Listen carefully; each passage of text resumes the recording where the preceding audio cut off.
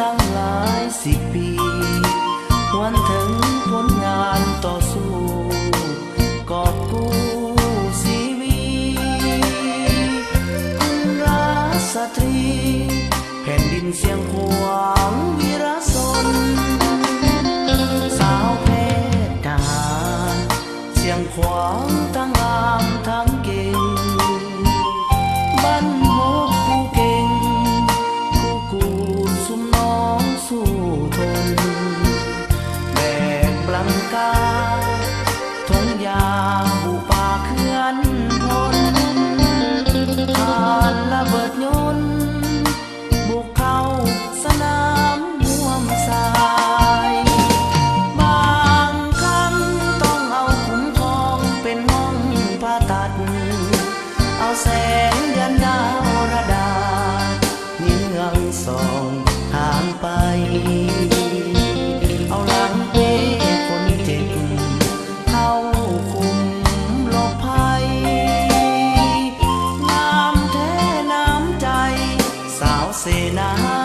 เสียงขวางเห็นหอยแผลเก่า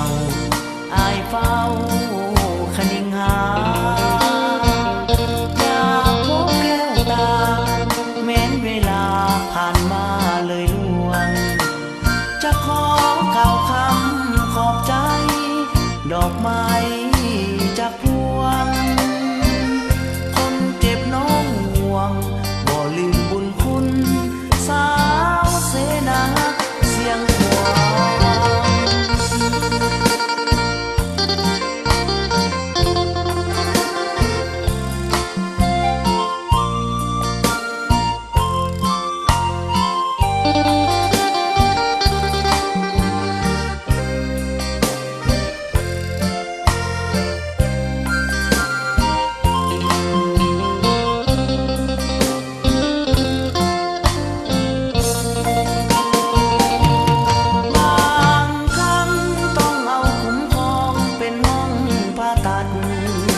เอาแสงเดือนดาวระดาเยื้องส่องทางไปเอาหลังเป้คนเจ็บเข้าคุมหลบภัยงามแท้น้ำใจสาวเสนาเสียงขวางเห็นหอยแผลเก่าอายเฝ้าคนิ่งหาแม้นเวลาผ่านมาเลยล่วง